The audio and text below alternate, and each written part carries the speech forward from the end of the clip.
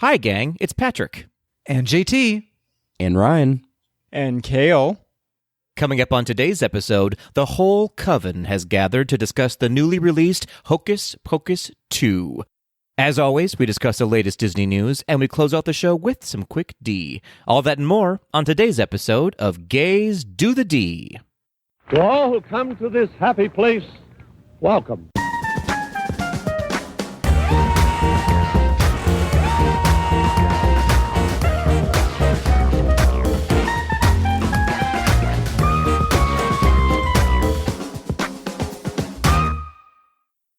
So here's the deal, guys. I'm not going to middle name all of you because we'll be here all night long. So I'll just say, oh, hello, Kale and Ryan and JT. Hello, Patrick. Hello. And Ryan and Kale. I can't believe this is happening right now. I know. I know, it's true. It's a historic moment in GDTD history. All four hosts are recording at the exact same time. We're tearing the time-space continuum. Yep. We're blowing people's minds. We are really defying what should be technologically possible right now, because who knows what this episode's actually going to sound like when we're done recording. Oh, for sure. Yeah, a marvel. This is pure witchcraft happening. That's true. And it's appropriate for today's episode. It is. We're only using witchcraft to get us through.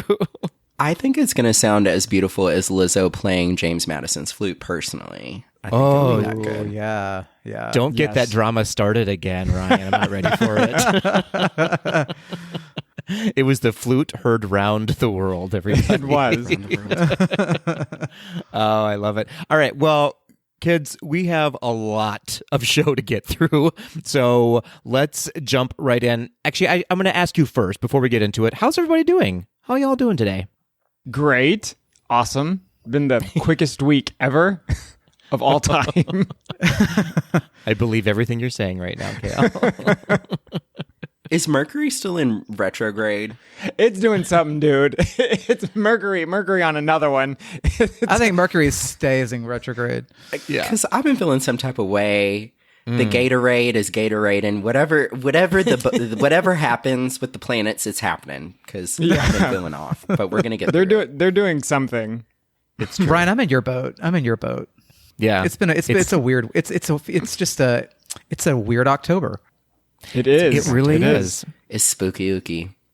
Out there and in here. Inside my heart. The voices are telling you to close the door. Close the door, everybody. Well, that's an interesting transition, I guess, into our first little bit. We want to take a pause just a little bit. Everyone knows we're not necessarily a political podcast. We're here to bring joy to the world, but we do have to acknowledge that some things are happening in the world right now, right, you guys? There was, well, Ryan, you can speak to this personally. There was a hurricane, obviously, that just hit Orlando and much of Central Florida. Ryan, tell us a little bit. How are you doing? How did you get through it okay? Let us know what's going on there. Yeah, absolutely. Thank you for asking. I did get through it physically. Emotionally, I was all over the place because this was technically my first hurricane living on a peninsula. I've experienced hurricanes before as they've gone up the Gulf and up Louisiana, Mississippi, but I've never been through a hurricane 30 minutes from the beach. And so it was a little bit stressful. I've learned that I prefer tornadoes because the tornado just drops down. It just does whatever it wants. And then it pops back up. We don't have to worry about it. We don't have to get gas. We don't have to buy groceries. The tornado just does its thing. But we did hang in there. Luckily, I live on the west side of Orlando, and the west side of Orlando, has developments that are a little bit newer. So they're kind of hurricane proof. Every new development in Orlando has a lot of retention ponds that they drain to prep for the hurricane, so there's not flooding. I have hurricane windows on my house, things like that. So my house is fine, luckily. But unfortunately, the east side of Orlando, which is the Winter Park, downtown area, did experience major flooding. You may have seen on TikTok in the past week that people are swimming in Lake Eola for God knows what reason. But it's pretty rough. I think the waters are starting to retain a little bit, but there are some smaller businesses in local Orlando that have been affected. So definitely give it a Google. Check out all of the different food blogs to make sure that you're helping to support all of the local Orlando's business that don't have Walt's dollar. So definitely, it's been an interesting experience. I'm really feeling for those people on the coast, though. I have a few friends in Fort Myers that really experienced some extensive damage. And so kind of all of Florida right now is trying to bounce back because we had a pretty quiet hurricane season last year. Yeah, absolutely. Thank you for sharing that with us. It's important to know. I think, a lot of people were posting that, oh my gosh, Disney's closed down. Yeah, that was, a little bit of a bummer. But the real travesty is what has happened to a lot of people's lives. And we want to take that time to really acknowledge them and what they're going through. And as Ryan so eloquently said, do some Google searches and find out what small businesses need your help, because they do need your help right now. And not only in Florida, let's remember that Puerto Rico had a hurricane as well they're still devastated right now. Thousands and thousands without power. So if you are able to go help them, we know that there's an incredible uprising right now happening in Iran that is, take a moment and read if you haven't done so yet. It's a historic moment that's happening right now. Also, the war in Ukraine is really devastating a lot of people's lives right now. And the outcome, I feel like, of those two specific instances right now is really going to affect the world and how we view democracy as it is locally and globally. So we all urge you all to just take some time, educate yourself, figure out where you stand and help accordingly.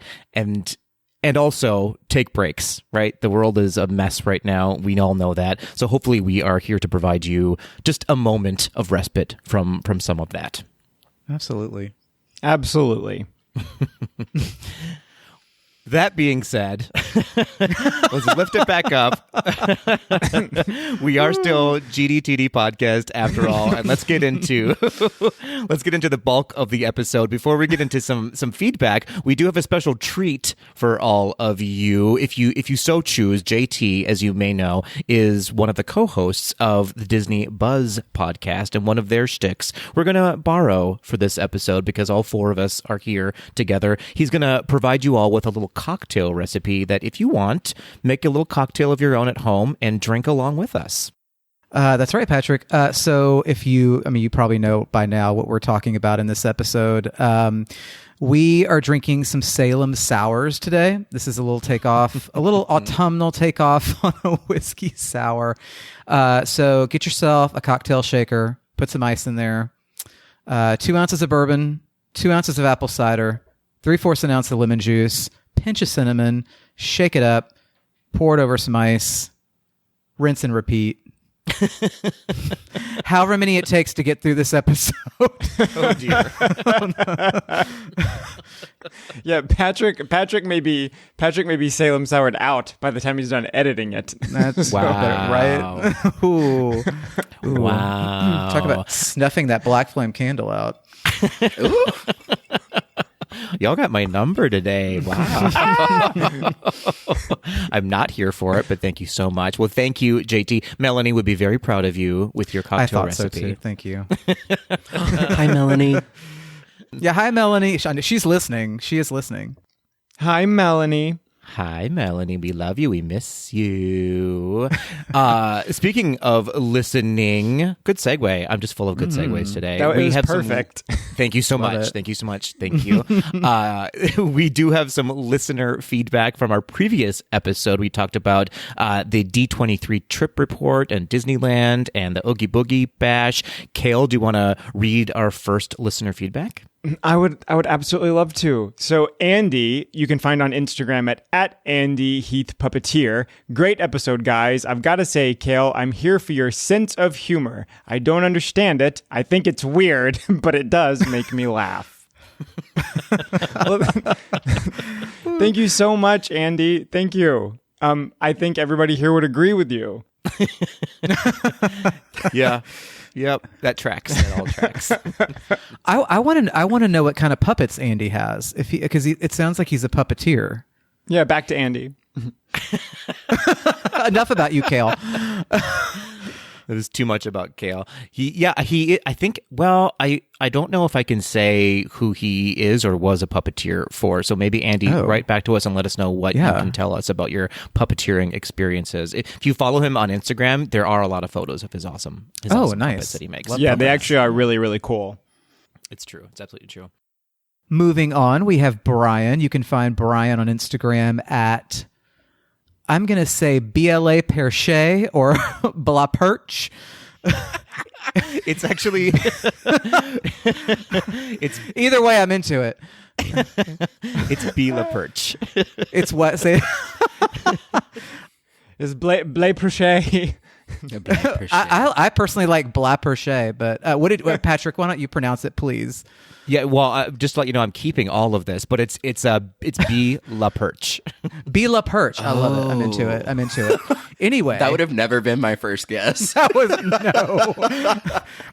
I mean, consider changing it to Perche, but it's your call. But that's what I think. Anyway, Brian says, Patrick, I cannot stand by and let you spread lies to the Tweedles.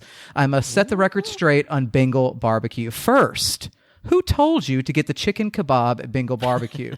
The chicken kebab is not it. The banyan beef skewer is the star. She may be too spicy for some, but she's the only one giving us flavor at Disneyland. Speak on it, Brian. Speak on it. At least get the pork belly or even the safari skewer, which, yes, is just apparently wrapped in prosciutto. But even she has that je ne sais quoi. The chicken, you cannot judge Bengal by the chicken. I got to say, I am with Brian 100% on this, Patrick. I think one of the only times I've ever disagreed with you on anything was the absolute diatribe you gave against Bengal barbecue. I feel dragged. I love to drag you. I actually don't think you went that in on the kebab pick, but it's fine. Kebab pick. We can go all in on Bob Capage. Yeah. Anyway, no, but Bengal barbecue is a crown jewel of Disneyland quick service. Okay. I think. So I'm with Brian here. Listen, I can own up to my mistakes in that maybe I got the wrong one because the chicken one, as Brian said, was not it. I was just like, oh, this is a piece of chicken with some barbecue. So I will give it another try. I promise you all. I promise you. But that was fiery, Brian. Brian was on fire, and I stand by him. But for real, though, I'm gonna stick beside him. I really relate to this statement, but she's the only one giving us flavor at Disneyland. Same.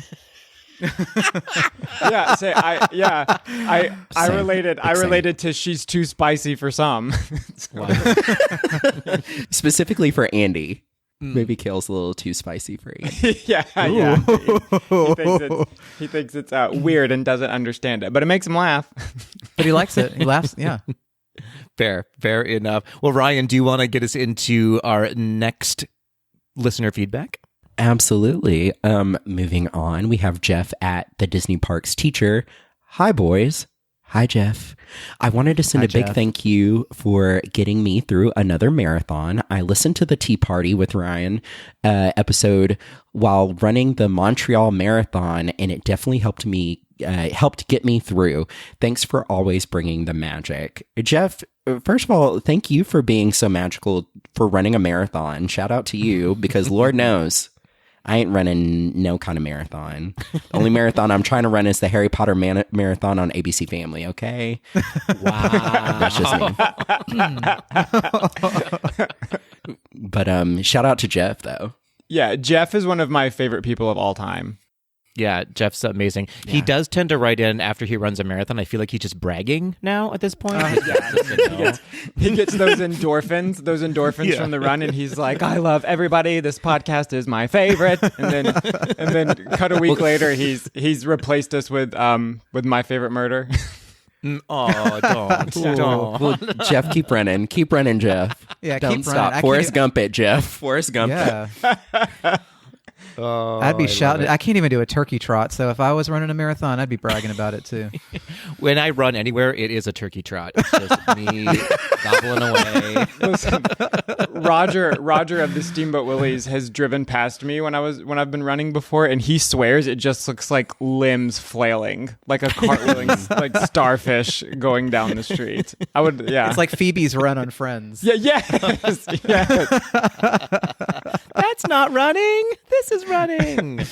Oh, I love it. Well, thank you, Tweedles, for sending us your feedback. You know that we love to hear from you and we love to talk about you and celebrate you. So please keep writing into us. Moving on, y'all. The world stopped, because I know my heart did when this trailer dropped. I'm talking about the new trailer for Black Panther 2, Wakanda Forever. I already have my tickets. I'm ready to go see it. Has dropped. Tell us your feelings. Round robin. Go ahead. Whoever wants to start. Screaming, crying, throwing up, inspired, excited, moved, empowered, crying, screaming again. Yeah, I feel the same way. It was the first one was so amazing that the second one did make me a little nervous, especially considering the unfortunate loss of Chadwick. But I mean, this looks like it's going to be a amazing movie. Yeah, absolutely. Yeah, I don't know what it is, but the score for just the trailers alone brings tears to my eyes. I can't even explain it. And I want the King of Atlantis to drown me in a pool. I said what I said. Speaking from experience, no, you don't. Wow. Well, I guess we have to move on, folks, because that was a horrible statement. That's Ryan's Lost Empire. That would be one of the ones that he would typically cut out, but I imagine we're in this for the long haul. I'm keeping now. everything. Yeah. I'm keeping everything in this Oh, no. episode. Did I say something that was too spicy? No, Kale did. Kale obviously did.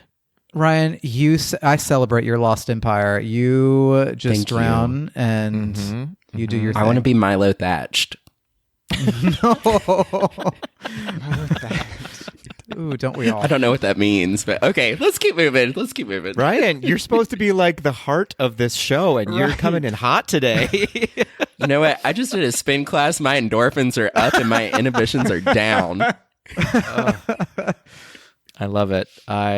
Yeah, I'm beyond excited for this movie. As I said, I have my tickets ready.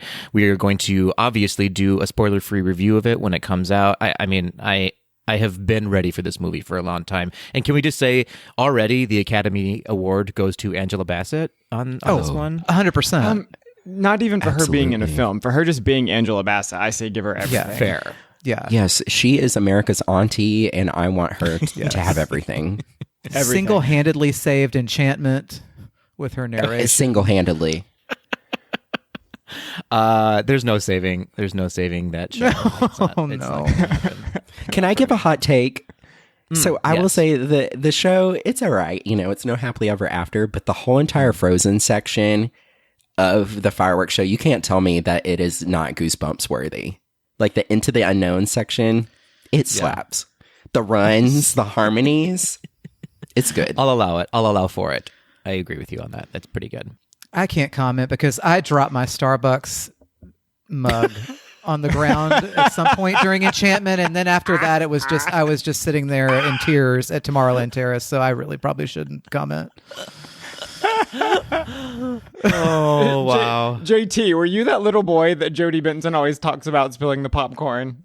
Was that you during part of your world? Yes, that was me. Yes. That was me. I almost caused that song to not enter the world. I'm so sorry. Amazing. I'm so sorry. Amazing. I don't know where we are right now or how we got here, but I'm here for it. Sorry. But we are going to move on because we're about 38 minutes into the episode and we haven't even gotten to the news yet. So, moving on. we do have two people to celebrate. We have a lot of people to celebrate, but two specific people to celebrate because they just became new Patreon members. I'm talking about Christopher and Robert. Welcome to the Patreon family. Woohoo! Chris and Rob. Let's go, Chris and Rob. Chris and Rob. That was very heterosexual of me just then. It was. I felt very Buffalo Wild Wings just then. I felt some things. For sure. I did Christopher too. and Robert, thank you so much for joining the ranks of our Patreon family. For those of you who don't know, we do indeed have a Patreon membership here at Gaze Do the D. If you want to learn more, for as little as $1 reoccurring a month, you too can join the ranks of our Patreon family by going over to gazetothed.com, clicking on that donate button, and poof, you're a Patreon family member. And we have some very exciting news to announce for the first time ever. This October 29th, for our Patreon members only, we are having a Gaze to the D Halloween Zoom party. I was waiting for it. I was waiting for someone to do the air horns. You can't see, but I was body rolling, but it was a silent body roll. I should have added some sound effects with it. It was not silent. And it was not silent. No, I that heard was it loud that and body clear. roll was loud. Yeah. It was good. Mhm. Yep, I heard it for sure, all the way from Minnesota. So that's right. We're having a Halloween Zoom party. We are going to meet hopefully all of our Patreon members over Zoom. We're going to chat with you all. We might do some trivia. There will be some prizes involved. Who knows? Who knows what's going to happen? And it's not too late to join us. Anyone who becomes a Patreon member between now and October 29th will automatically be invited to the Zoom party. So you don't already have to have been a Patreon member. You can be a new Patreon member like Christopher and Robert. And for all you Patreon members out there, look in your inbox soon for a Zoom invite. Hey, Patrick, I have a question. I have a query about the Halloween party. I just have a queer, and it's me, but I will answer your question. Thank you. Are we doing costumes? Ooh, now that you say it, we're absolutely doing at least costumes or dress up in some sort of a Halloween theme. There we go. I thought so. The sister loves a costume. Right. It's mandatory. It's in the contract we signed. I will say this: clothing is not optional. You do have to wear something. Wow. Listen, we just want to make sure that it is a family-friendly Zoom party. That's fair. That's fair. We see you, Patreon family members. We know who you are, and we need you to wear your clothes. But we can't wait to actually see you. that's right. If you do want to send us nudes, you can send them to Kale's Instagram. Wow. I'm just kidding. Please Just do not. kidding. Wow. Just kidding. Okay, so more celebrations to be had. We are now at the point where we can finally announce our 4-year anniversary giveaway winners. Very exciting stuff. Yes. Thank you to everybody who wrote into us, who reposted us, who sent us on to their friends to check us out. We got a lot of new followers. It looks like we have a lot of new listeners as well because of it. So thank you. Keep on doing that. And we have some prizes to give 4 of you. Let's start with our general Tweedles winners. This is anyone who entered on Instagram to be a winner of a Daisy Duck pin or a $50 Disney gift card. Ryan, do you want to announce who is the winner of the Daisy Duck pin? Absolutely. All right. Our Daisy Duck pin winner. Can I get a round of a drum roll, please? Drums. Okay. The winner of the Daisy Duck pin is Garrett at G-Mobile Disco. Congratulations, Garrett. Go, Garrett. Woohoo! Yes, Garrett. You better get some, work, Garrett. Garrett gets some. Get your pin. All right. I will be reaching out to you, Garrett, via Instagram to get your mailing address or wherever you want me to send said pin. JT, do you want to announce our $50 gift card winner? Nothing would give me greater pleasure. The winner of our $50 gift card is Nerlande or Nerland at D Disney Everlasting. Hooray! Congratulations. Yes. I will also be reaching out to you to get your email address because I'm just going to go ahead and send you an gift card for that. I hope I pronounced your name right. If I didn't, please forgive me. Or just let us know so we can crush JT Yep. with what it actually is. Yes. Yeah, JT, you're really hooked on phonics tonight. I am really. And it did not work for me. We have given JT two back-to-back non-typical names. So it's true. JT, sorry. That's true. That's okay. Fair. You're doing great, Fair JT. I'm proud of Thank you. you. You're doing great, You're crushing sweetie. it. You're crushing it. Everyone. We're doing such a good job. Thank you so I am much. such a good co-host.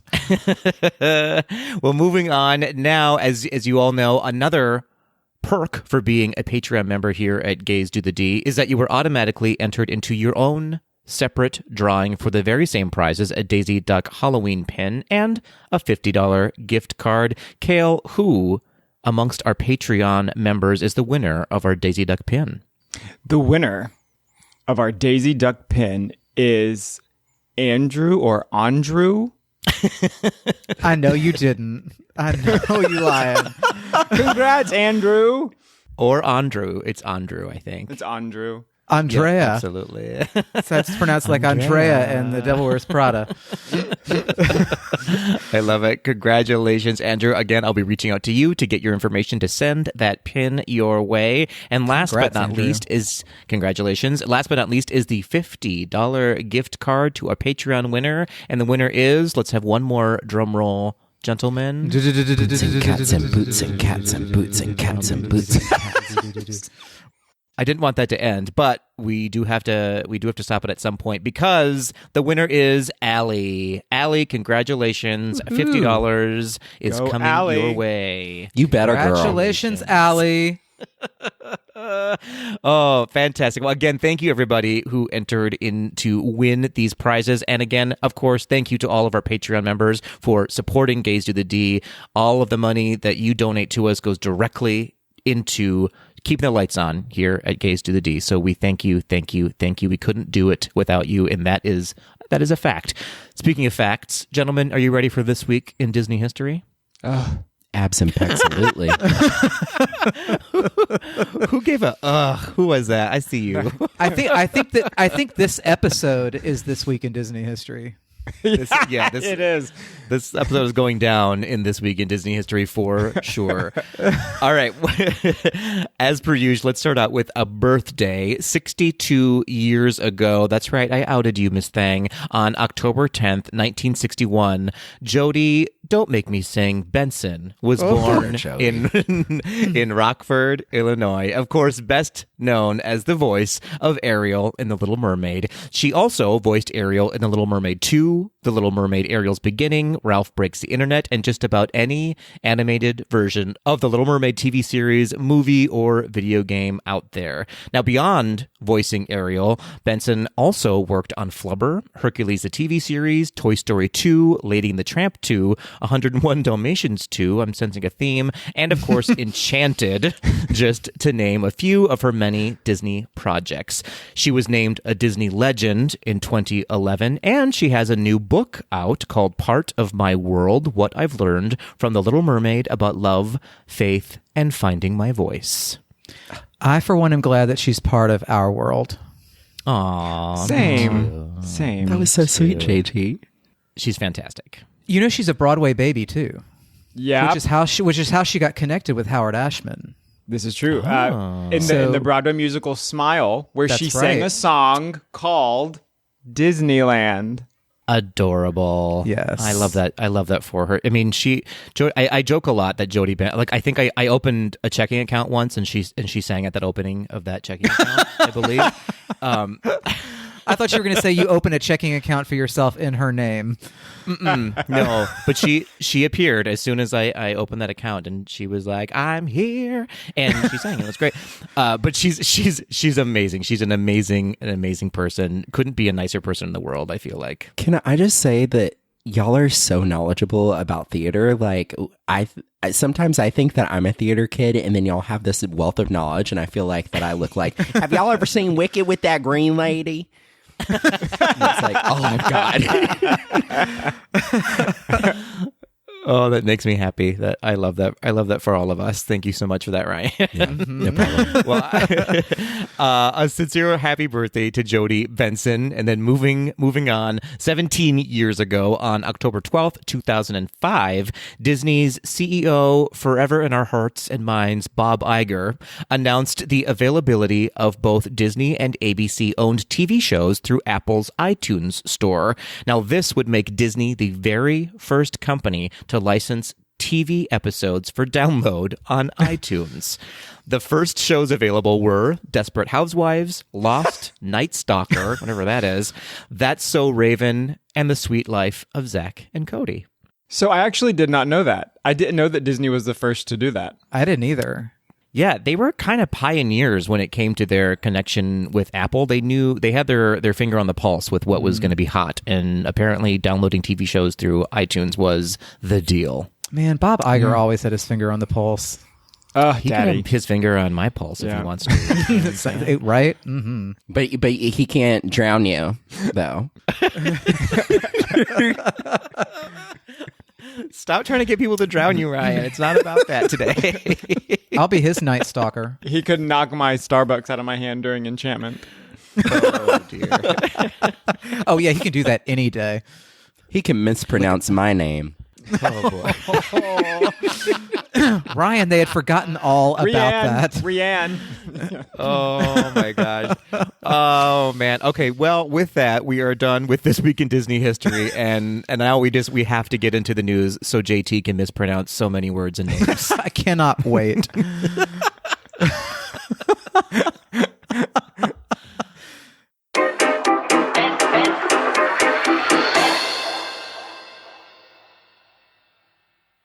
The Epcot Candlelight Processional is back for 2022.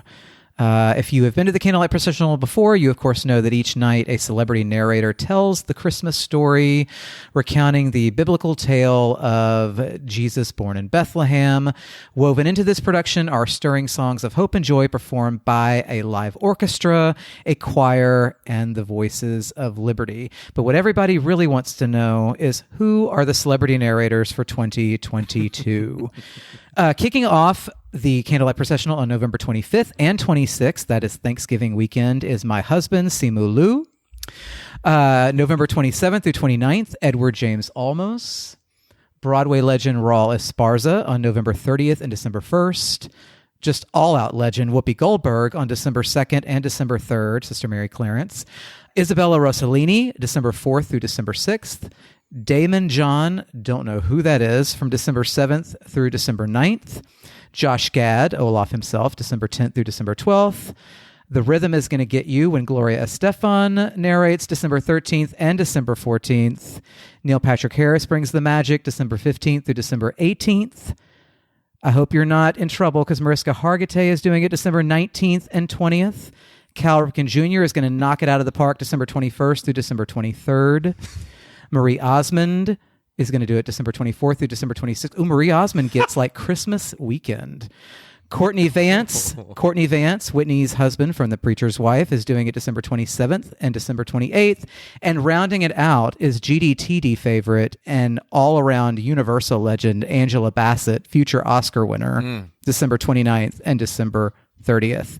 You can see the show nightly at 5:15, 7 p.m., or 8:30 p.m. at the America Gardens Theater at Epcot. But wait, there's more.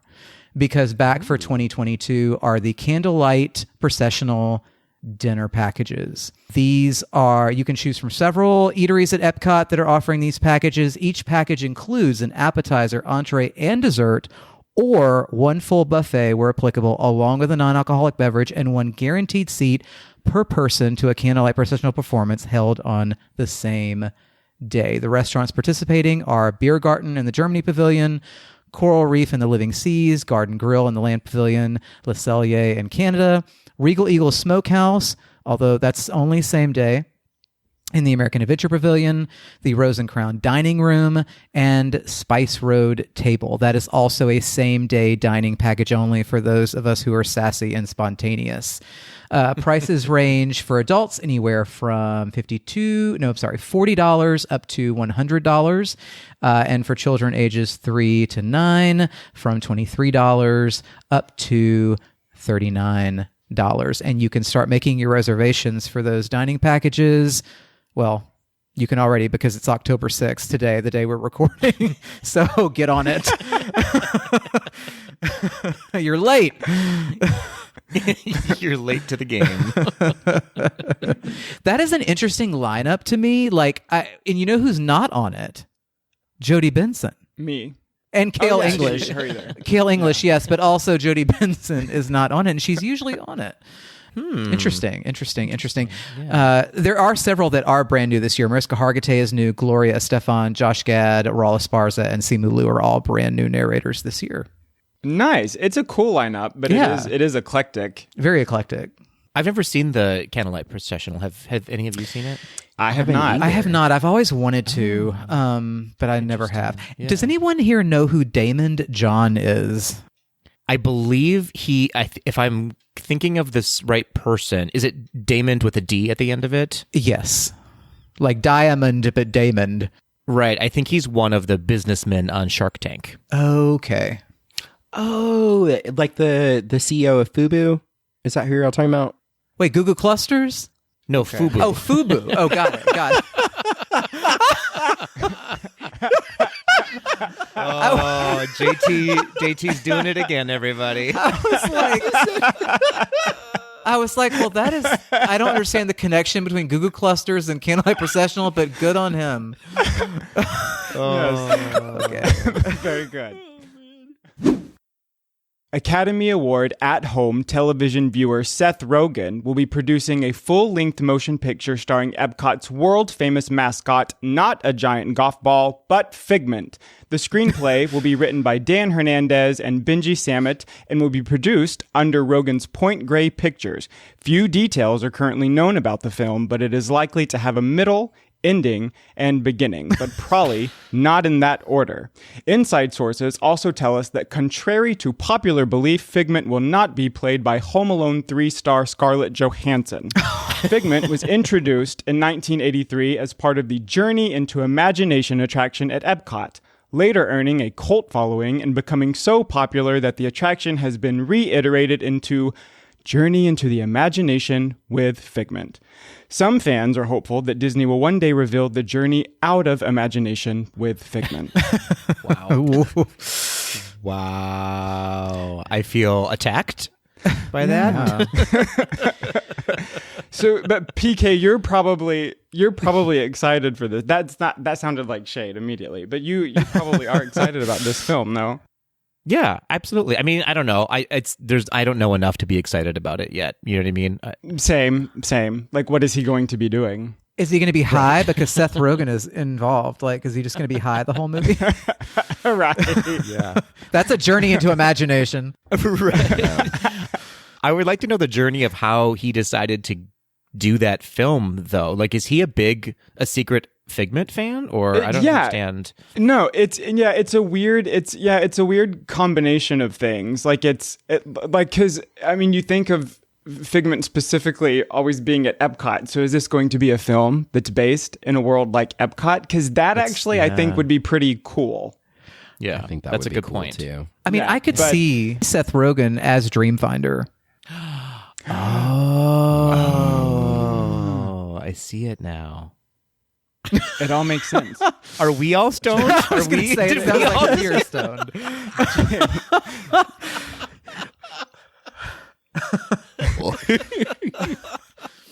Oh my God. According to worldofwalt.com, 2 Disney rides were recently honored with wins at the 2022 Golden Ticket Awards. The Golden Ticket Awards are presented by Amusement Today and have been for the past 20 years recognized as top experiences across the theme park industry. Epcot's Guardians of the Galaxy Cosmic Rewind was awarded with Best New Attraction Installation, while Star Wars Rise of the Resistance won Best Dark Ride Award for the second year in a row. So congratulations. I also want to be a little selfish and share that my neighbor across the street, John, is an Imagineer who worked on Guardians of the Galaxy Cosmic Rewind, and I want to say a big congratulations to my neighbor, John. Wow. Congrats, legend. Yeah. Interesting that you didn't think to bring John on the podcast, though, Ryan. What are we even doing here if you're not getting him on the podcast? Honestly, that was very selfish and spiteful of me, but I do think that John would be willing to be a guest on the podcast, and I think that that's a great idea. That would be amazing. You've been called to the carpet, John. Come on, John. I'll outsource and I'll report back. What do you mean outsource? You just have to walk across it. Do it now. Oh, this is going to be fun. Go away. Walk across the street right now.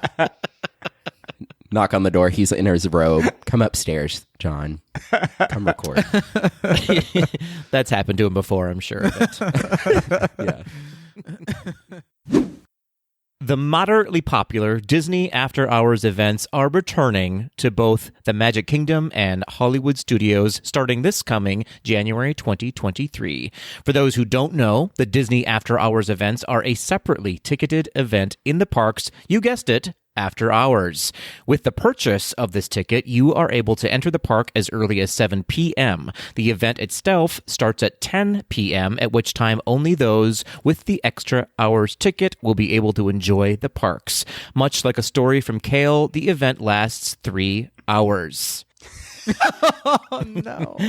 There are a limited number of tickets sold each night, which should get you on attractions quicker than usual. You do also get free treats like ice cream bars, popcorn, and select beverages. Now, are you ready for the price tag?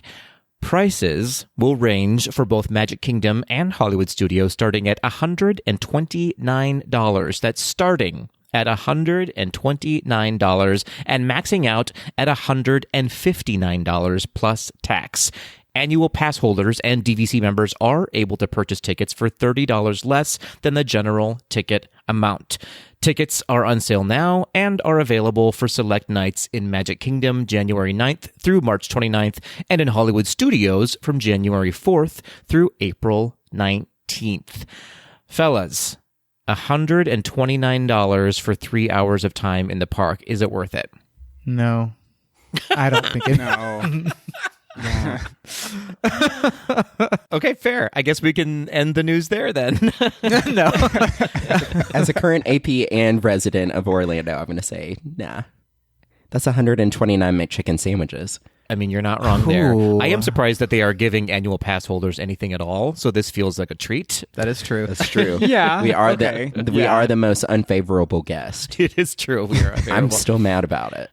Listen, but I'm sorry though, that price tag though, that to me, because here's the deal. A full day in the Magic Kingdom or any of the parks starts at $109. Like, Yeah. Right. That's the thing. that's crazy town to me. I know that it is less attended, like there's lower capacity and everything, but that seems crazy to me. Yeah. It's a bit much. Well, that's all for the news, folks. We're gonna get down. Bye. Bye.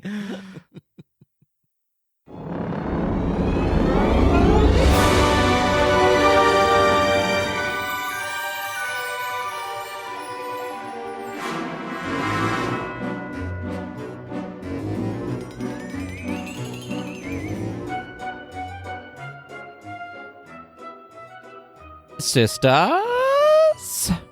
That's all I got. I don't know how to. Yeah, it was nicely done. Yeah, it was, I loved it. it That was very good. nicely That was- done. Bet would be so proud. Thank you so much, everybody. The love is in the air. Everybody, it's time. It's time. We've been waiting. I feel like we've been waiting for this movie to come out, Hocus Pocus 2, for the last 30 years, right? I mean, Actual literally. decades. Yep. Yeah. Yep. Since the first movie came Yep. out in 1993, we've been demanding a sequel, and the gays have been heard. The gays have finally been heard. We have our day in the Yep. sun because Hocus Pocus 2 is now out on Disney Plus. If you haven't seen it, I think you're doing it wrong, right? Am I right there? You're doing it wrong. And can- Absolutely. And can we be honest? It's because We of the can. gays that we have this sequel. You're not wrong. I feel like this is an actual fact. Yeah. It's a fact. 100%. It is. What's the Real Housewives name that became the meme where she's holding the phone and she's saying, "I'm gonna give the gays everything that they want." That's how I felt in this movie. Yeah. Especially with the multiple music numbers. I was like, I'm gonna give the Yep. gays. 100. Oh, yeah. 100. And they did. They got us. They got me for sure. They sure did. They got us Yeah. good. They sure did. Oh, they got us, girl. They got us again, girl.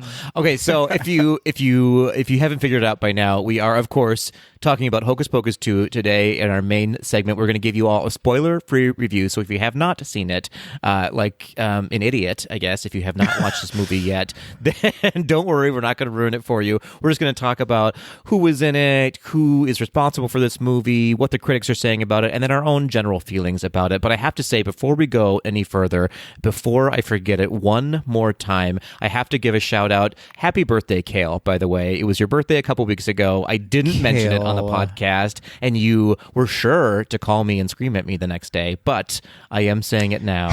Happy birthday, Kale. Thank you so much. To you. Thank you.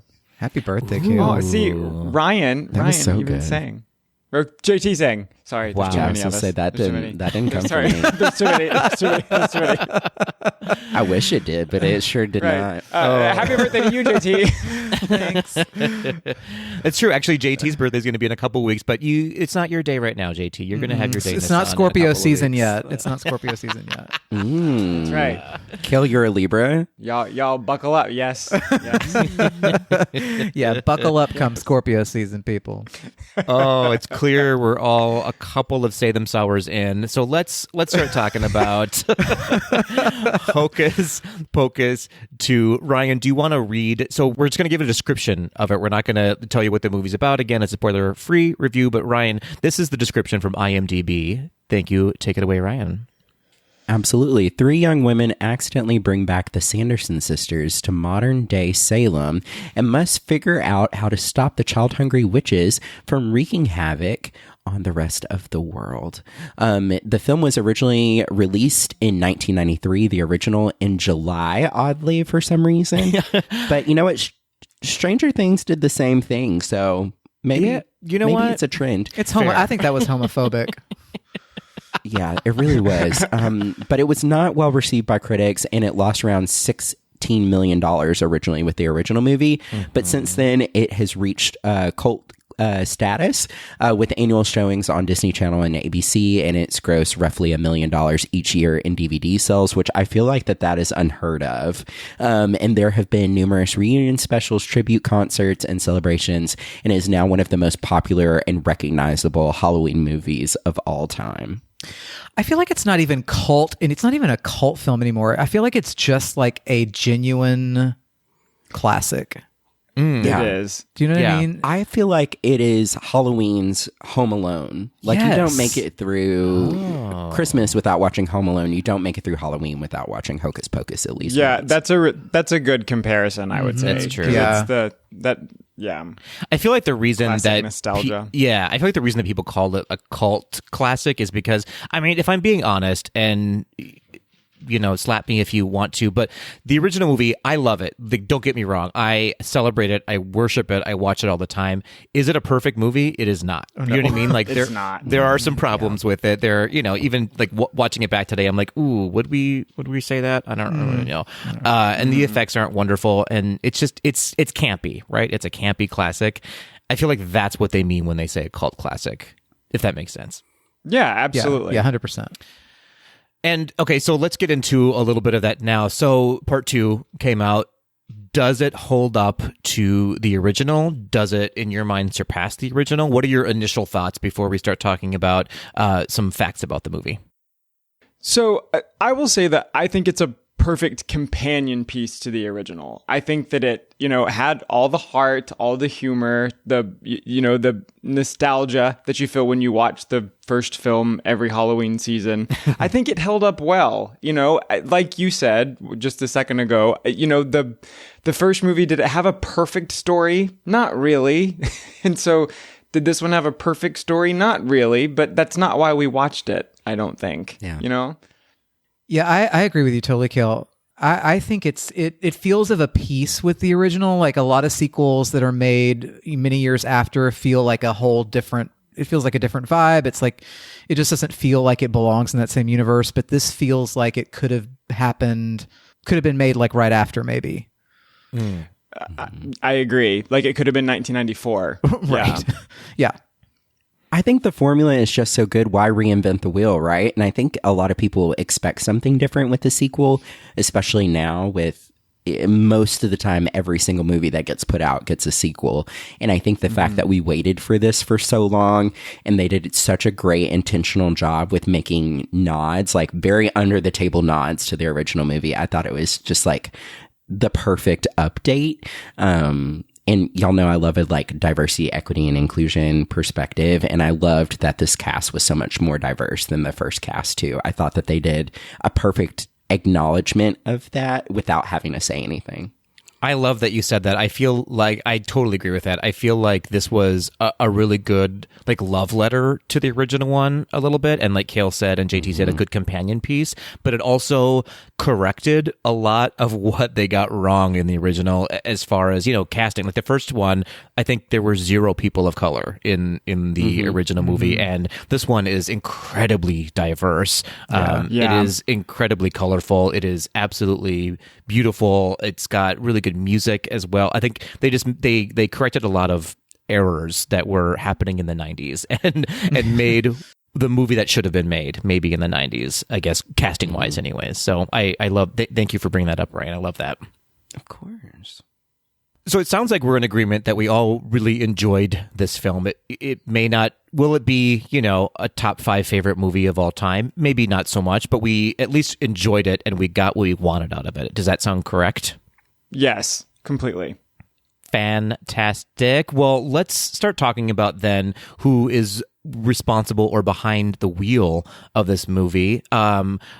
Here's what I love. This is a very female-forward movie, not only in the cast, but also in the creative team. So we have the screenplay by Jen D'Angelo, who is the executive story editor, writer, and producer for the TV show Workaholics, which is a really funny show if you have not seen that. She hasn't done a ton of movies, though, so this was kind of not her first foray into filmmaking, but this is probably her biggest project to date when it comes to movies. And then we have Anne Fletcher as the director for this movie. Now, Anne Fletcher is known for a lot of rom-coms, actually. She directed The Proposal, she directed 27 Dresses, she directed Step Up, Hot Pursuit, she directed an episode of AJ and the Queen, interestingly, and an episode of Love, Victor, and a few episodes of the TV show This Is Us.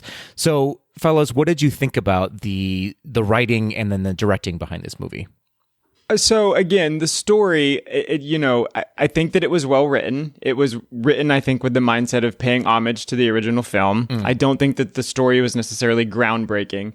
I will say, and this isn't a critique by any means. I did get the feeling at certain parts in the film that, obviously it was shot on a sound stage, which most films today are. I did sort of miss that. And Roger, one of the Steamboat Willies, actually pointed this out when we were watching it, made a comment that the first one felt so real and so fall and so Halloween because they were actually outside, actually in the woods. There were leaves blowing behind them. And I missed that a tiny bit. It didn't kill it for me, but I think that would have been cool. Sure, I can see that. That makes sense. Because, correct me if I'm wrong, the original one was actually shot in Massachusetts, right? It was, yeah. I believe so, yeah. Mm-hmm. Yeah, you can actually visit some of the sites where they filmed things, like some of the houses and things like that. Oh, yeah. Yeah. I mean, is it possible that Bette Midler is not to be outside anymore? We have to protect her at all costs. Right. You're not wrong. At all costs. Right.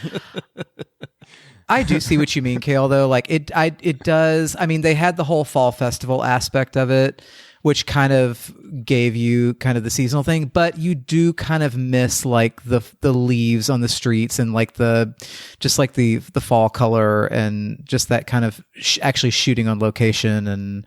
But I did think it was, pretty fleetly directed. Like, I mean, it was an hour and 40 minutes or so. And I mean, it went by pretty quickly. I thought, at least. And I felt like that it also, I'm not as knowledgeable when it comes to directing choices, but when it came to the writing, it had just as many like really quiet one-liners that were absolutely hilarious as the first one. Like one of my favorite parts of the original movie is whenever they dig up Billy Butcherson and Sarah, she just like under the table is like, "Hi, Billy." And Winnie is like all huffed up and mad whenever she says it. And that's something that's like not like an overt joke, but I just felt like this movie was full of those moments just like that. And it made me love it. Yeah, I would agree. 100% I would agree with that. I felt like the writing was a little bit probably cleaner or like a little bit quicker than the original one. As we said before, again, the original one and this one too, not a perfect script by any stretch of the imagination, but I felt like this one, they just like took their time with it and like it was timed well, I guess, if that makes sense. Very much so. It was a very well-paced script, for sure. Yeah. Was it corny at times? Absolutely. But I feel like we kind of expect that out of Hocus Pocus. You know what I mean? Like if you're going into it expecting, some high drama, high art, then you're in the wrong movie. This is not that movie. This is not Bram Stoker's Dracula. Right. No, we don't watch the original for the wit. Okay. Right. That's something that I really felt kind of all summer long with a lot of these big blockbusters that people have had like really kind of strange takes on. Like, for example, Jurassic World. Like, people were upset about the movie, and it's like, you don't go watch Jurassic Park for like revolutionary experiences. You go to do the exact same formula that you do every time because it's fun. And I think that Hocus Pocus 2 was just that fun. Like, we spent the past like 3 years in global chaos. Like, give me just like, I don't need substance. I just need a good time and like maybe one musical number. That's all I need. And it was perfect for that. I love that. Well, a good segue about the music. I want to talk about that for a little bit because I happen to really love the score behind this film. For some reason, when I heard the music, it was a really nice tribute to the original, but I felt like it was just elevated just a little bit. And we have John Debney to thank for that, who is an amazing composer. If you don't know his work, you actually do know his work because he's the composer for one of my favorite holiday movies now and going forward forever, Jingle Jangle. I think it's absolutely brilliant. So good. He also did The Greatest Showman. He did The Jungle Book, the live action The Jungle Book, Iron Man 2, Sin City, Elf, The Princess Diaries, The Emperor's New Groove. The list goes on and on and on. Kale is dabbing because it's one of his favorite movies. So an amazing composer, an interesting choice for this movie because he's so big, I feel like, and the rest of the production crew are talented, very talented, but are a little bit new to what they're doing. And John Debney, not new at all. And so I really celebrated his music. And then we got a really, in my opinion, again, I'll let you guys weigh in on this, obviously, a really fun dance number too, which we did not get in the first movie. And we all kind of wanted it because they were in this a dance in the very first movie, but they didn't really do a dance, and they gave us that dance finally from choreographer Zachary Woodley, who is the choreographer for the TV show High School Musical, the series. He also choreographed Grease Live and most of the episodes of Glee. He was the choreographer behind that as well. Oh, wow. I mean, yeah, super talented. Very much so. And I agree with you, Pat. The music in this is great. I love that they brought John Debney back. I mean, he's done so much since he did the original Hocus Pocus, and for him to come back, because I think he's one of the only original like major production people that came back for this, because Kenny Ortega didn't direct this again, right? Right. But John Debney came back for this, which I think is just amazing. I agree. I was also really happy. I mean, I can't imagine being in the room when they were trying to brainstorm the songs that they were going to try to put in this film, considering how iconic I Put a Spell on You was in the first one. Yeah. I like that I didn't feel like they tried to outdo it. I don't feel like they had to, follow up Let It Go with Into the Unknown. You know what I mean? And so I'm glad they didn't try to do that. I like, it felt to me like they were like, you know what, this is going to be funny. This is going to be fun. Let's just let them do it. Give them what they want and not try and reinvent the wheel, like Ryan said. Yeah. That's a good point. But that being said, though, I really did like the song, though. I thought it was like, I mean, did it surpass I Put a Spell on You? No. I mean, because I feel like that is just going to be a forever classic in anyone who loves Hocus Pocus's heart.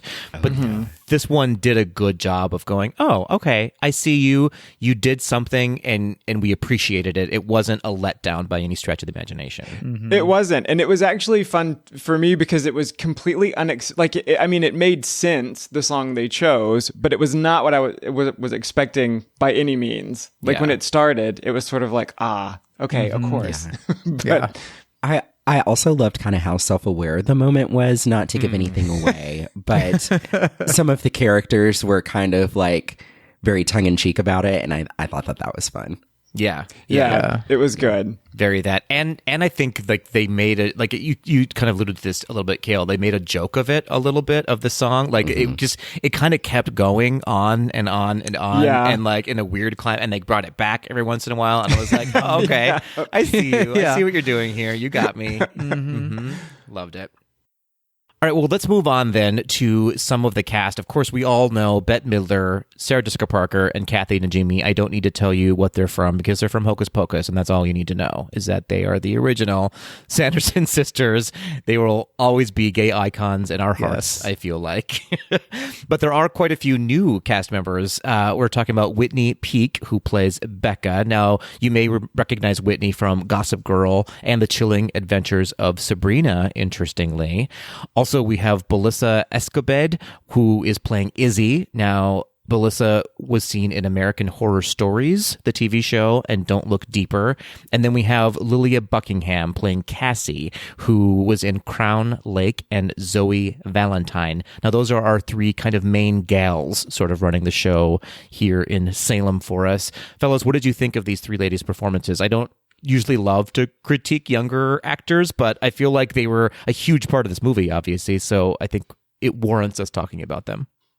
I was really impressed, especially with Whitney Peak as Becca. I thought she was absolutely incredible. I mean, she really was sort of like the center and the soul of the movie in a lot of ways, and I just thought she was just absolutely incredible in that part. I agree. I think that they all did a great job. I also liked that. I mean, I feel like sometimes, well, specifically like in the first film, if you weren't one of the witch characters, you essentially were playing the straight man, right? I like that they weren't necessarily categorized into that. You know, they had these funny moments, these sort of quirky moments. You know, they were sort of in on that comedy action with the witches. And so I thought that was cool. I like that they didn't make them just sort of be these scared teenagers. I really enjoyed that all three characters were very likable, because if you go back and watch the original Hocus Pocus, the original three aren't actually that likable of people. You grow to like them because of their character development. And I liked that out the gate, the three main characters that were kind of running the show were good, kind, genuine people that had good intentions. And I think that Izzy I'm always like a huge cheer honor for the like supporting best friend in any movie. And she had me in stitches. She was hilarious. Yeah, absolutely. And then rounding out the cast, we have Froy Gutierrez, who can get it, playing Mike, who could be seen in Teen Wolf and Cruel Summer. We also have Sam Richardson, who I absolutely love, playing Gilbert. He can be seen in Veep. He's most well known for Veep. Yeah, he's just a delight. We have Doug Jones returning to the cast as Billy Butcherson. Doug Jones was also in Pan's Labyrinth, The Shape of Water, What We Do in the Shadows, and Star Trek Discovery, to name a few of his thousands and thousands of IMDb credits. And then we have the ever-popular, ever-funny Tony Hale as Mayor Trask, who was also in Veep, also in Arrested Development, and you know him as Forky from Toy Story 4. Thoughts around sort of the supporting cast in this movie? So Tony Hale was hilarious. The character was absolutely absurd, and I think it worked perfectly. I mean, that's sort of what he does do best. But yeah, he was pretty good. Yeah, I agree. I thought he was fantastic in the movie, as per usual. I've never seen him not be good or funny in a movie, though. Yeah, it made me so happy that Billy Butcherson came back. It was just like the perfect, like, down to the body language. Nobody else could have done it, but Doug Jones. Yeah. So I'm really glad that he did it.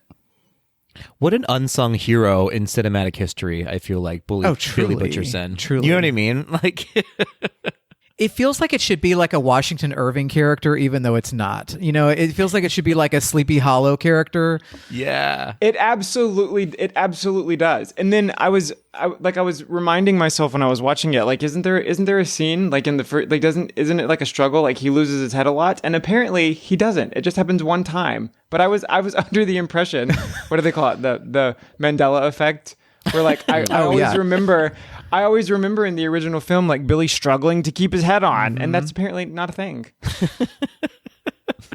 But Kale was drunk at the time. Yes. oh yeah, Yeah. 1993 was a rough one for me. Yeah. 4 years just drunk as a skunk. Yeah. Yeah. And I am always happy when Sam Richardson pops up in something. Like anytime he's cast in anything, he's delightful. Yeah. He's so affable. You know what I mean? Yeah. Yeah, I really enjoyed Gilbert as a whole. I'm trying to strategically not give anything away. Yeah. But y'all know that award show where they interviewed Issa Rae and they were like, "Who are you rooting for tonight?" And Issa Rae was like, "I'm rooting for everybody who's black." That's how I felt about Gilbert. I was like, "You go, Gilbert." Well, I think so. Again, not to give anything away, I think you could relate that to what you were saying earlier, Ryan, because the main three characters in the first Hocus Pocus film, they weren't insanely likable. Gilbert, for a tiny bit, you're kind of like, what? And then he does sort of grow on you, and by the end of it, you are rooting for him. I was rooting for Gilbert the whole time. He does play a good sort of companion piece. Again, this is not a spoiler, but he plays a good companion piece to Billy Butcherson, where you sort of are like, do we like him? Do we not like him? What's his actual story? We're not quite sure, but we can't not love him. No matter what he's doing, we do love him, regardless of his actions in the movie, Mm-hmm. And I've never seen Froy Gutierrez in anything before, but I'm interested in seeing more. He's very handsome, but also I have to say very funny though too. That is a tough character to play. To be a likable jock in a movie that's no small feat to play, and he did it. He did a really good job of it. It was so likable. He did. Very likable. I think that's what I really liked about this movie. Let's dig into it now. Is that I sort of was on the side of everybody in this movie. Like, there was no bully necessarily in this movie, because I'm kind of over bullies in movies. It's just like, I've seen it before. That's what the 80s and 90s were for. We're in a different place now, hopefully. Right. It was just an enjoyable movie. I wasn't uncomfortable ever. I was just like, I can just sit back and be at ease. I'm not going to feel threatened or triggered by anything in this movie. Mm-hmm. Yeah. It's something that I felt like kind of tied all the characters together. Like an underlying theme was your intentions, and how you can have the best intentions of the world, but if somebody labels you as a villain, then you're the villain, And I really liked that. In every character had great intentions. It was just how somebody else perceived those intentions that kind of set the tone for their character for the rest of the movie. Yeah, I feel like that's been my life, to be honest. Just a tiny bit misunderstood.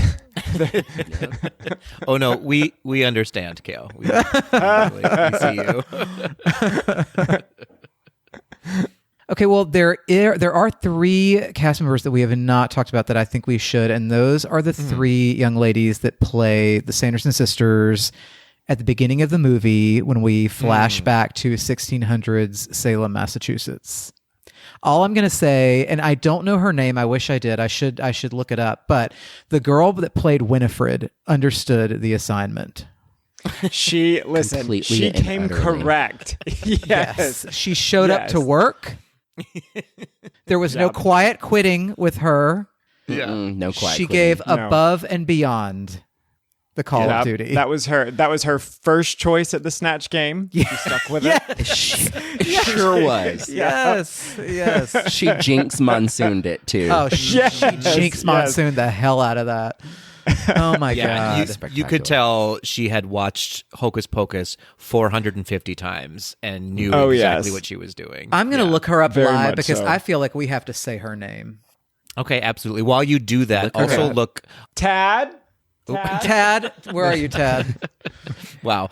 Also look up, I can't remember her name, the woman who plays basically another witch in the movie. We're not going to reveal anything.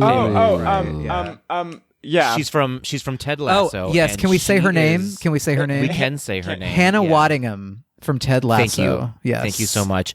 I am in love with her. In love with her, yes. Yes. So she actually famously plays witches. JT, did you know that she was... really? Yes, she plays the witch in Into the Woods. She has played the witch in Into the Woods. That's right. In the Regent's Park open air production, which is streaming currently on Broadway HD. Sorry, but it's not a commercial. Interesting. Thank you for that fact. Y'all giving those deep cut theater cuts. Right. Do you know who she also kind of famously or unfamously plays? She has a small part, but a very memorable part in Game of Thrones.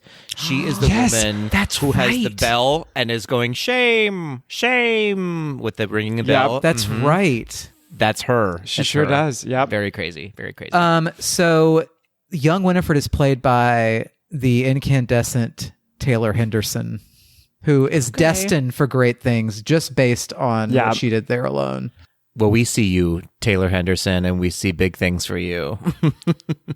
And not to get too deep into a spoiler or anything, but I felt like that the whole beginning 15 minutes of the movie opened the door for so many different things that they can do with Hocus Pocus moving forward. And I'm just going to leave it at that. Completely. I think we have options on options, and dare I say maybe a Disney Plus show.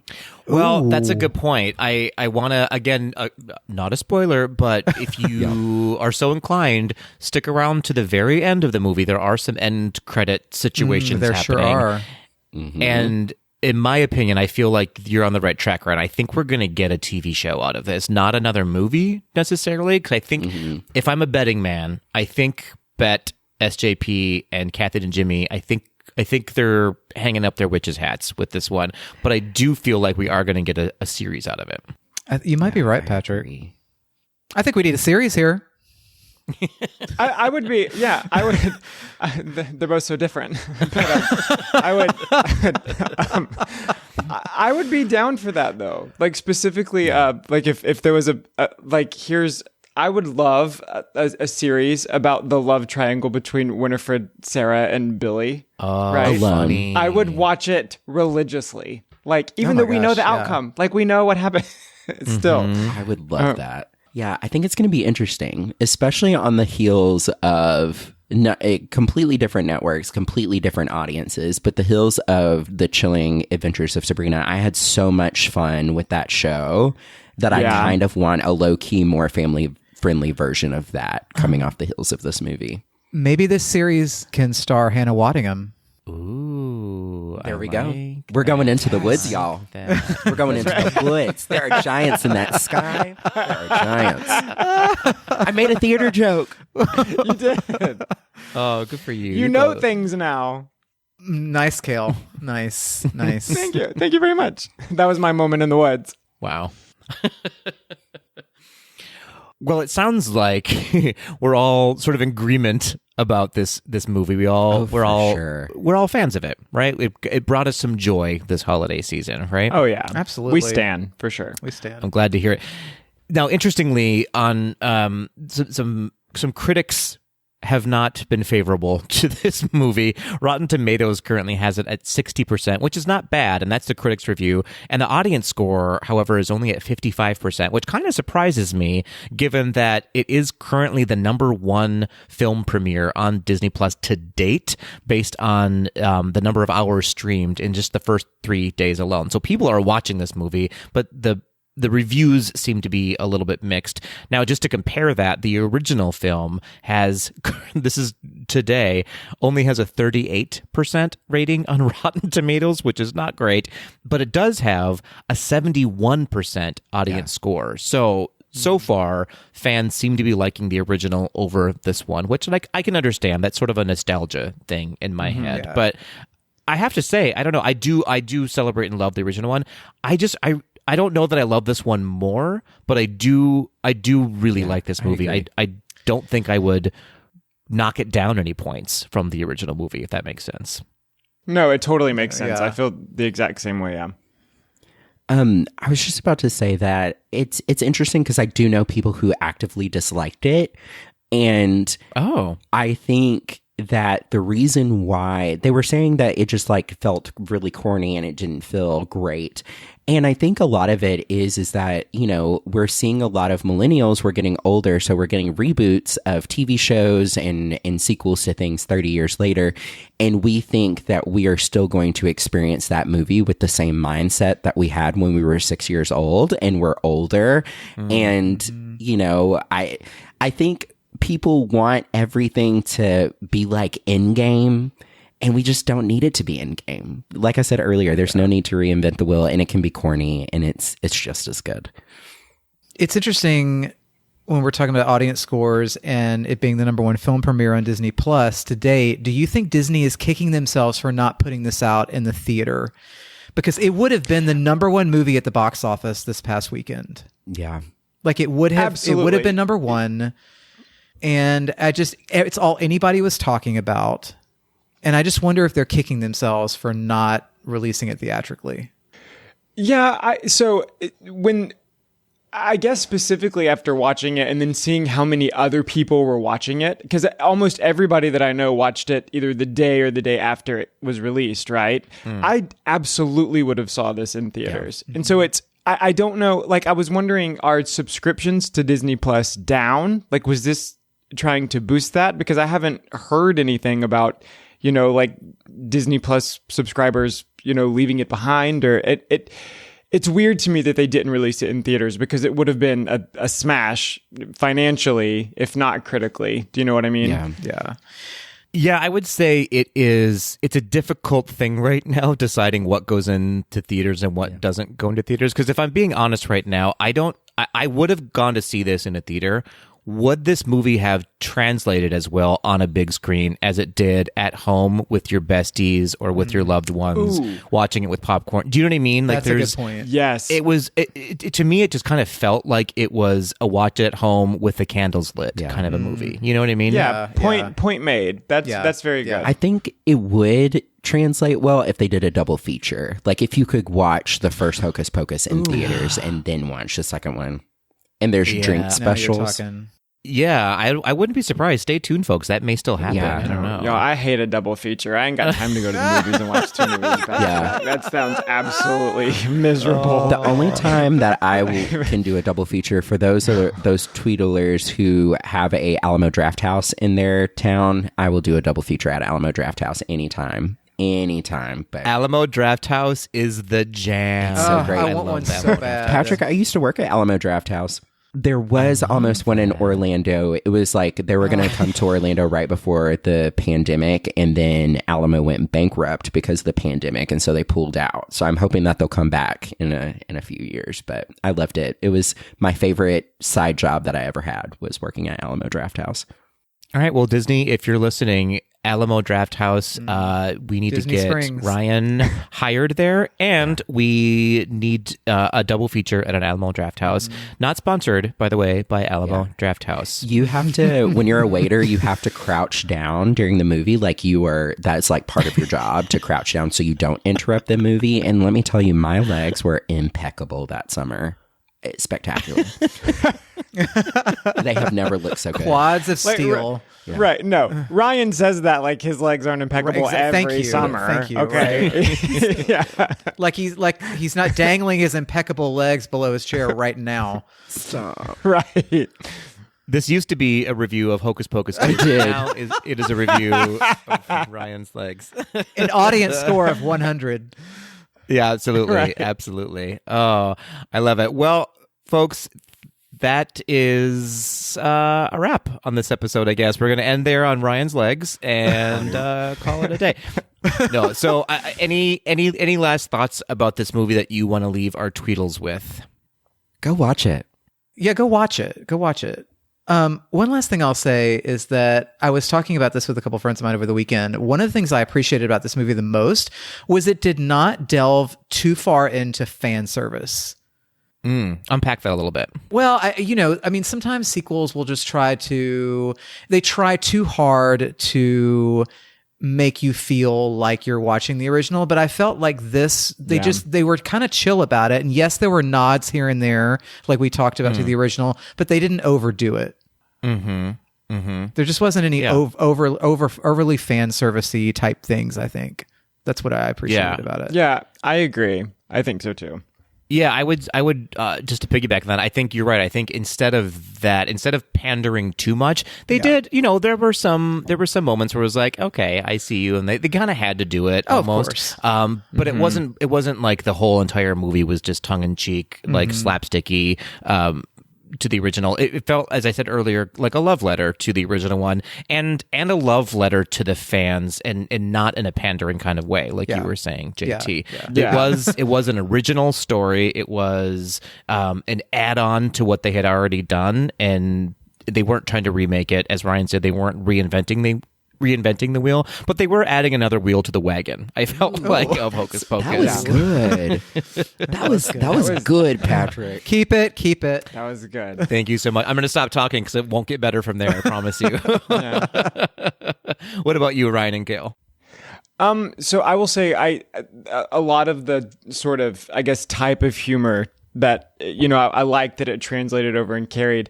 I really liked how a lot of the sort of weird jokes that would have been very true to the original film were sort of modernized with modern technology or, things like that. I also have to say, I was a little bit worried that they were going to downplay this film into a small children's film, specifically with the use of the word virgin.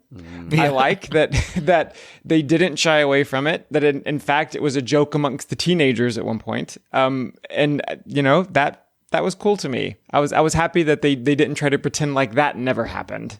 Yeah, I definitely agree. I guess my final thought is still what Issa Rae said. I'm rooting for everybody black.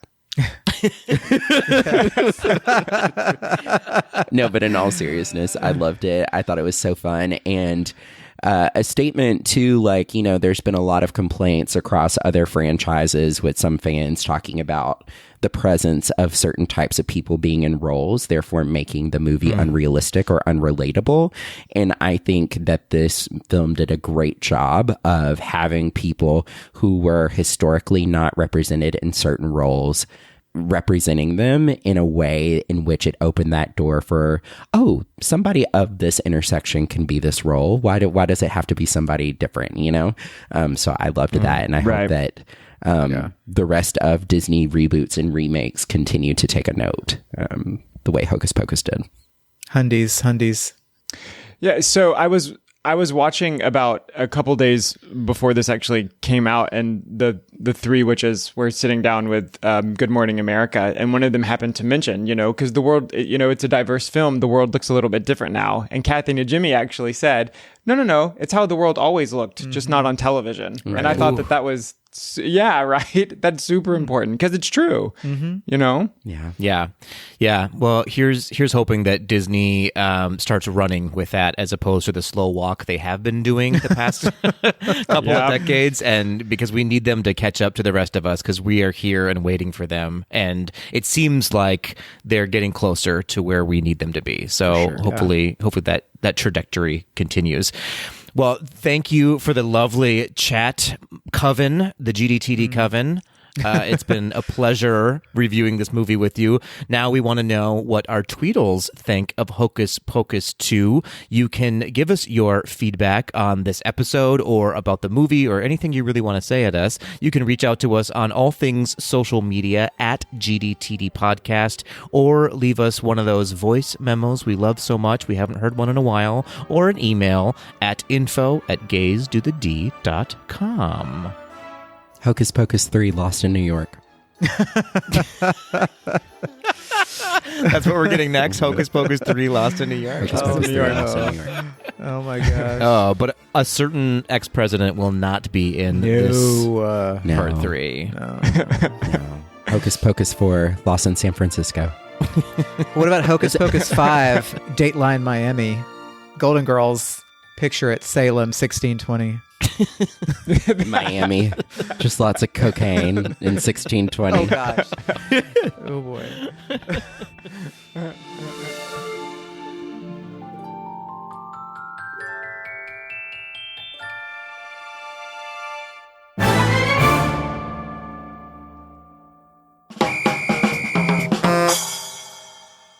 Hey, I don't know which one of you to pick because there's three of you on my screen. JT. Hey, Patrick.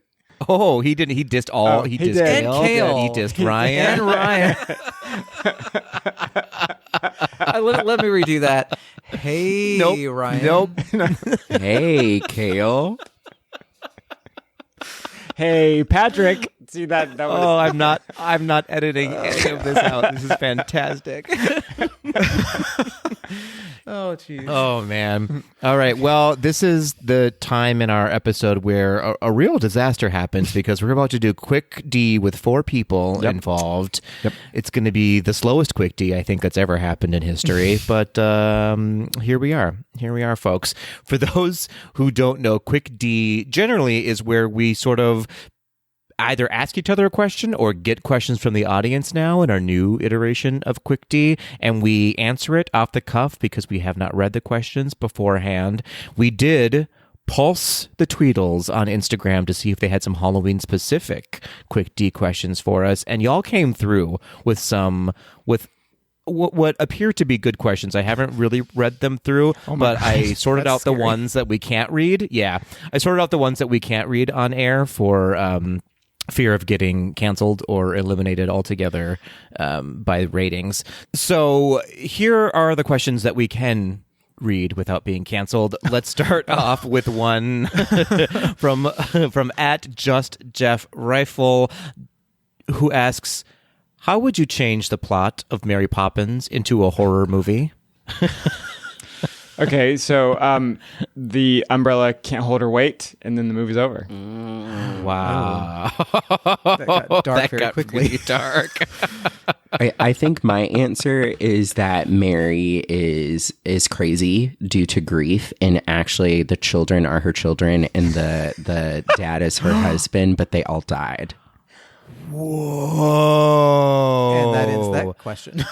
You Yep. just like flowers in the attic. Wow. That was amazing. He took it Wow. I deep. sure did. Oh, my gosh. Oh, boy. I don't think we can top I don't that. think so And I don't either. know if it was funny or disturbing that it was just right there at the tip Sorry, of I've the been tongue. watching a lot of Yeah, he Shudder, had y'all. it. He had thought about it before. I've been watching a lot of Shudder since October 1. My bad. That's amazing. I mean, that's it. That's the one. That's the winner yeah. right there. We're going with that. Okay, so then we have one more question to get through. And this question is from ADV Parker, who asks, you wake up one morning and find that each GDTD host has become a Sanderson sister, and one has become Billy Butcherson. Who is who? Oh, that's so... I feel like we're gonna get into a fight over this one. I feel like, but Okay. Can I plainly say that Kale is obviously Billy Butcherson? I was literally about to say Kale is Billy Butcherson, 100%. Confirmed. I will Patrick, take it. I That's think Patrick, fine. you are Winifred. I don't know, JT. You're giving me strong Winifred vibes. Really? Though. Are y'all projecting? Ryan is giving Sarah Jessica Parker. Oh, thank Yeah, you. Ryan, you're definitely SJP. That is an honor because I love Sarah Sanderson so much. She's my favorite. An icon. Oh Lord, I guess I'm Mary. Patrick, I love that though because Mary is kind of the grounded one. Mary is the glue that holds the sisters together. Yeah, even if she's the most boring and whatever, you know, she is Wow. sort of like... Wow.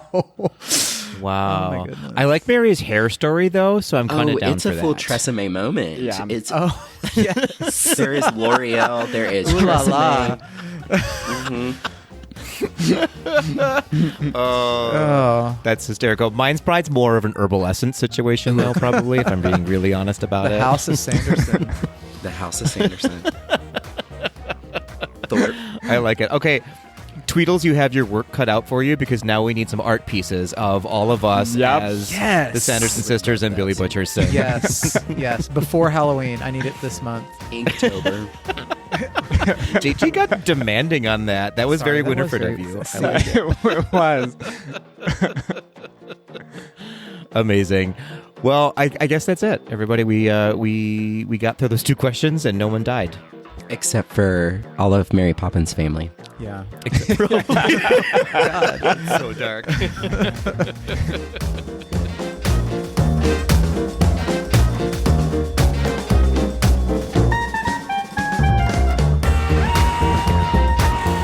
That will do it for this episode of Gays Do the D. Thanks for listening. To become a patron of the podcast, visit our website at gaysdothed.com/donate. For a donation of any amount, you can receive exclusive Gays Do the D content and help us continue to bring you the very best Disney news and discussion.